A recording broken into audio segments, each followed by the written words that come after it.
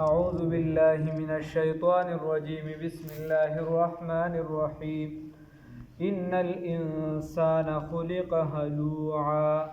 إذا مسه الشر جزوعا وإذا مسه الخير منوعا صدقت يا رب العالمين.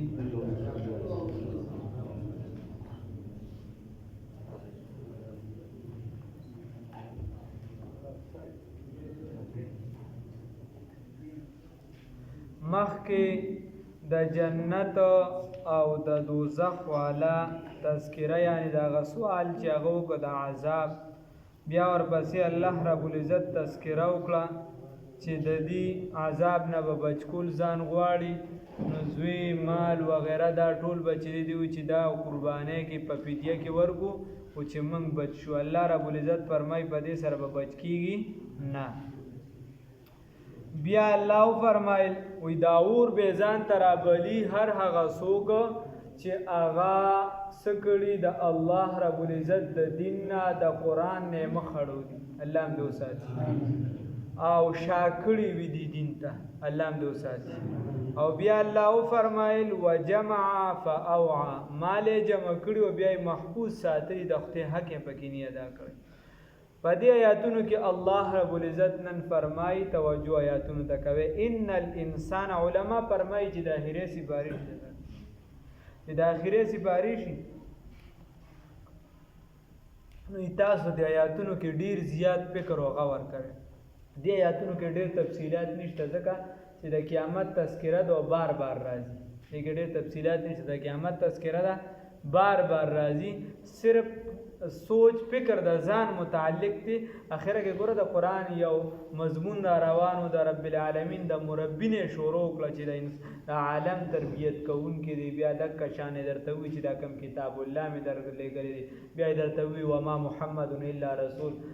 الله صلی الله علیه وسلم تذکره پکې رااله، دکه شان د خدای وحدانیت راغی، د رسول الله صلی الله علیه وسلم رسالت راغی وغیرہ. په دغه باندې دلایل، جنگ جګړې، مناظرې، ټول خبرې درته وکړه. اخره کې د قبر ته ور برابرې چې ګوري اخیری انجام دغه دی، کیسه هم دغه ځای کې. نو تدې وجه علما فرمایي چې په دې اخیری آیاتونو کې، په دې اخیری سپارو کې خود ځان ته سوچ کول او آخرت طرف ته توجه پیدا کول. الله توفیق راکړي، آمین. نو دې وجه الله فرمایي ان الانسان، یقینا دا انسان خلقا، دی پیدا کړی شوی دی هلوعا، کچا د زړه، د زړه کچا، په زړه کچا یې ورته یریږي. ها کډیر کلک سړی وي، معمولی داسې نوې شیز نه انسان یریږي، یو سیز سره بلد نه، عادت نه، نو هغه دی یریږي. مثال پتا و یو کس د سپي سره عادت، سپي چې خاص دی په کور کې دی بغیر دغه نه ساتلی، یا د رحمت فرشتي د الله نه راځي. اوس داسې کسي چې دغه ور سره واسطه نه هغه چلري نم ویني نو یریږي، او داسې کس دی چې هغه ورسر واسطه راغلی د هغه الله په وختو کې هم ګوتې وایي او د پاسم پې لګي، کله په لاس راخي او کله په تیل لګي، یعنی دومره په مور او پلار یې په خپو زور نه کړی چې سپي هم پکې مالش کوي. دا لوبې پکې وه. بیا دکه شان انسان یو ځناور دی، بل څه دی، بل چې ته ورسره عادت نه وي نو مونږ تېرېږو، او چې کم کس ورسره عادت وي هغه نه یې. نو انسان الله وی دی کچا د زړه مې پیدا کړ، یا هلوعا بے خبره، دا انسان مې بے خبره په دې غریب د سنه خبر نه، دا هو کتاب الله راغی، دا مور دا خور دا پلار دی، دا معاشره دا حقوق دي، دا دي. نو الله وی دا انسان مې بے خبره پیدا کړی. او بل ځای کې راځي الله وی دا انسان مې ضعیف پیدا کړی، کمزوري، ته چې هر څومره کلک شي. د پلار الله هم دې وساتي، د پلار مرګ دی چې وي، د مور دی وي، د رور دی وي، د اولاد دی وي، چېرته به یې دا زړه نه انسان ضعیف دی. داسې نور څیزونه دي ډېر هم کلک شي. نو دا انسان چې دی دا څه شی دی؟ دا ضعیفه دی. 19 نمبر آیت، انسان څه شی دی؟ ضعیفه دی. دکه شان نور بل ځای کې راځي ظلوما جهولا، غریب دې که ځان ډېر وي چې زه پوه یم او دا یم او هغه یم، چې پیغمبر علم درسني په تیاره کې. ان الانسان، یقینا دا انسان خلقا پیدا کړی شوی دی هلوعا بے خبره، اذا مسه الشر، هر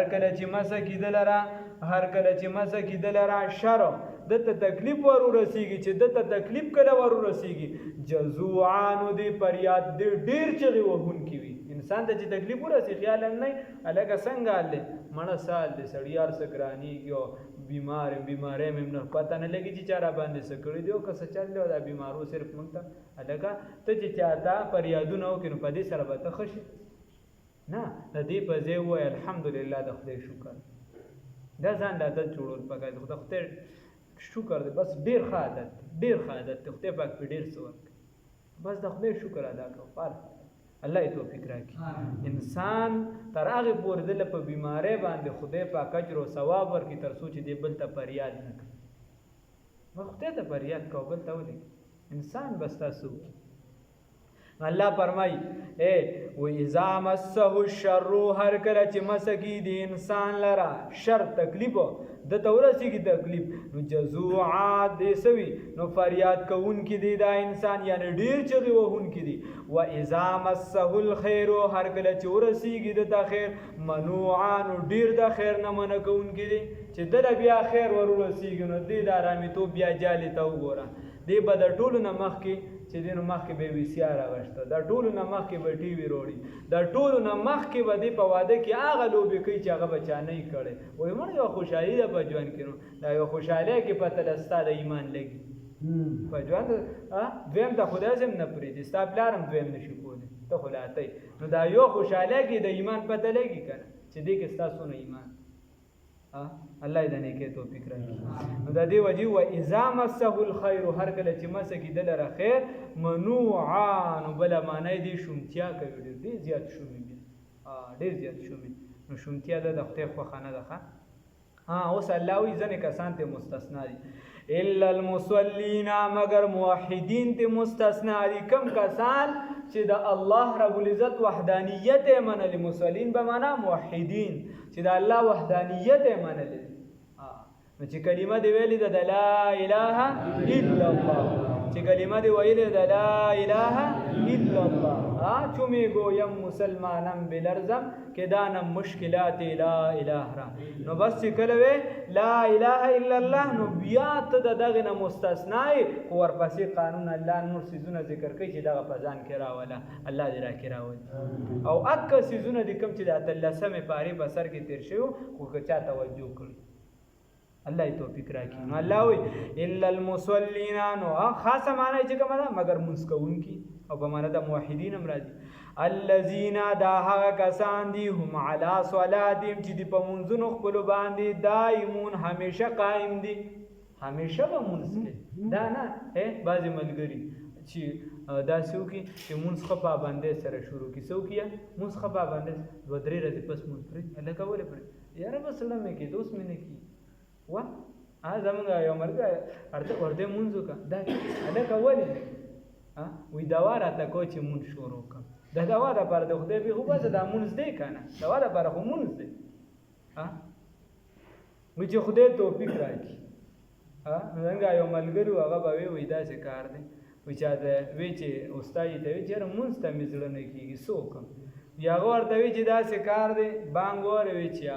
ارزي چې ته ګوره روغ را مټې بانګ اورې او ته چې په کور کې ناست بیا مې مونځ ته زړه نه کېږي نو د پولیس وس زمانه کېږي د زور چې په زوره دې راوچت کوم جومات ته دې راوله په دغه شان خو ته اوس تا سره زه څوک نو خبره داسې ده چې څه شي الله رب العزت فرمایي چې په منځونو به بعضې ملګري یې په خدای دا بیماران شي بیا مونږ شروع کړي بیا هم ښه خبره چا ته به فریاد کوو الله رب العزت ته به کوو زمونږ خدای مسلمانان یو کلمه هم ویلې ده خو لیکن چې پتا باندې راحت ده په دغه کې خدای یاد کړه الله توفیق راکړي او بل خبره ده راکاکا بعضی ملګری امتحانات ته منځونه شروع کی ټول شپه وی خطر والله دې کوی که د قیامت هغه امتحان درته د دینه مسان ښکاری هغه مولانا بجګر رحمه الله وبرمایي دا تاسو چې مړی په 2 روپو باخې هغه ټیم په 2 روپے ختمون والله ورکوي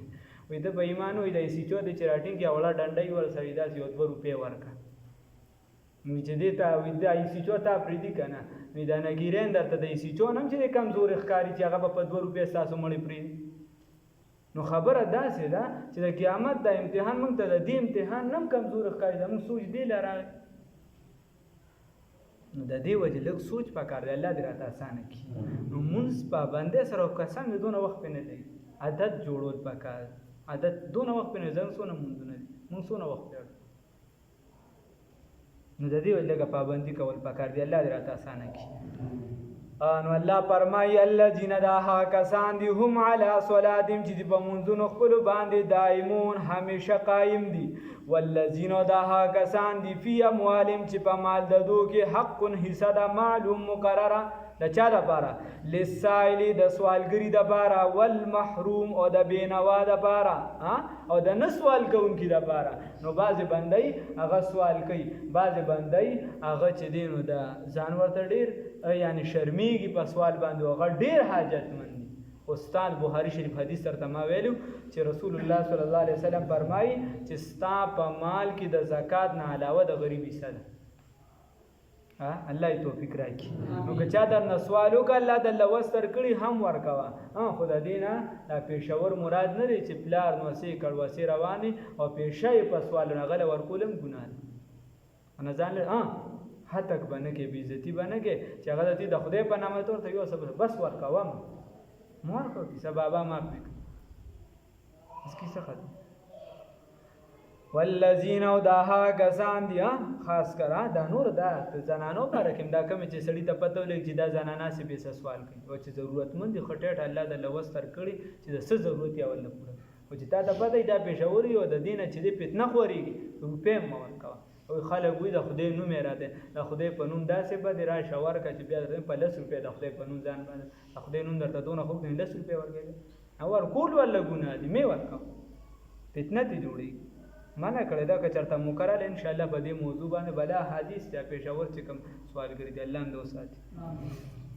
للسائل والمحروم د سوالګری د بار او د بینوا د بار والذین او د هغه کسان دي دا مسکون کې بل کم کسان دي یصدقون چې دي تصدیق کوي بیوم الدین د ورځې د قیامت نو موږ دا ټول منو کنه الله رب العزت ته راته استقامت را نصیب کړي نو چې دې تصدیق کوي د ورځې د قیامت الحمدلله موږ قیامت منو چې قیامت را روان دي الله دې پکې کامیابی را نصیب کړي امين بیا الله فرمایي والذین دا مسکون کې ها کسان دي هم من عذاب ربهم چې د عذاب د ربنا مشفقون ویریدون کړي دا الله د عذاب نه یریږي نو حقیقت کې خو یریږي یو حقیقي یاره ده او یو د اغیر یو مقام دی هغه زمون پزړه کې کشان نه دی جوړ ونه که زمون پزړه کې یاره مکمل د الله په حقیقت اک کشان ته دي چې څنګه یاره پکار ده کما حق هو نو بیا مون یو ګنام نه کول الله دې بچي نو کوشش تا پکار دی چې ګنا نه ځان بچو ساتو نو الله وای دا هغه کسان دي چې دی عذاب د رب نه ویریږي دا الله د عذاب نه سکیږي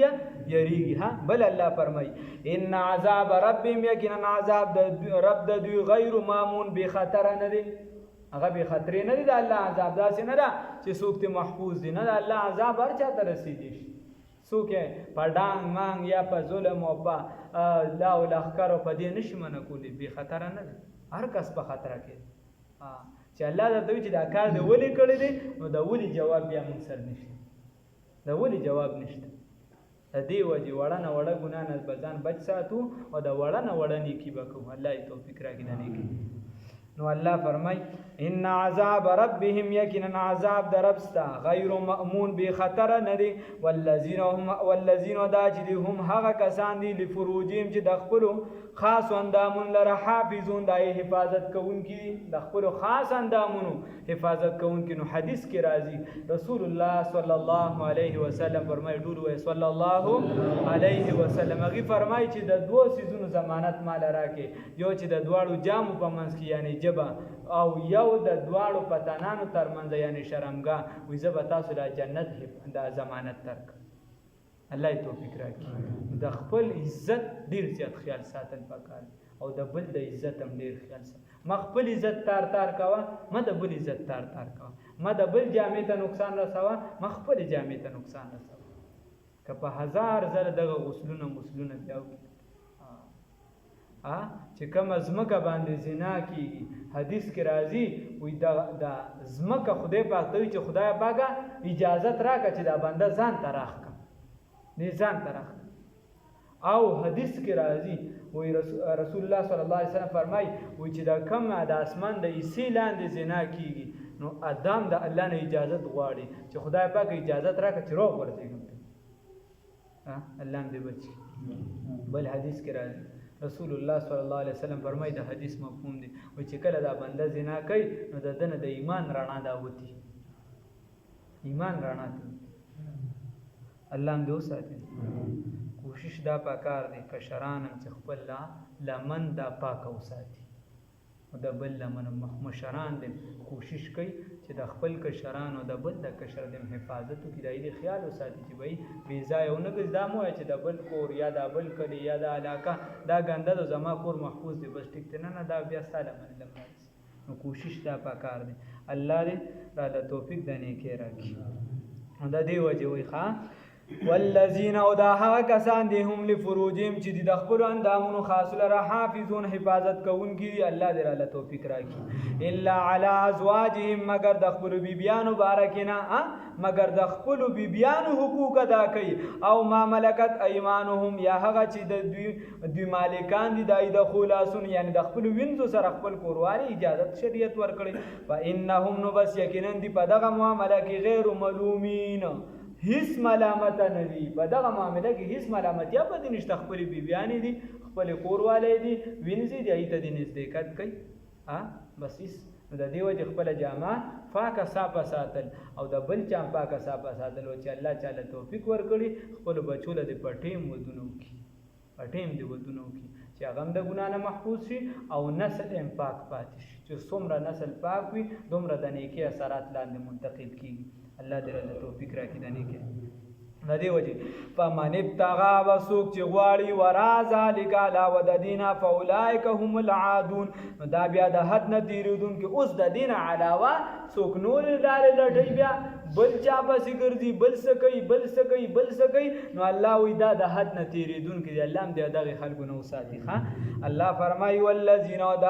دا مؤمنان هغه کسان دي هم لاماناتهم چې د اماناتو د رب لره وعهدهم دي د امانتونو خپل لره نو د الله سره د الله چې ورته کوم امانت حواله کړی دي او یا چې دی وعهدهم او وعده خپل د الله سره چې دی او د مخلوق سره چې دی د کشان امانتونه د خدای سره او د مخلوق چې الله ورته کوم امانت حواله کړی دي او مخلوق سره چې د ایو سره کوم امانتونه یې دي د کشان وعده چې د خدای سره او د مخلوق سره کوم کړی دا راعون دي دغه لحاظ ساتون کی دغه لحاظ ساتون کی الله دې له توفیق راکړي د دې وجه حدیث کې راځي عدل امانت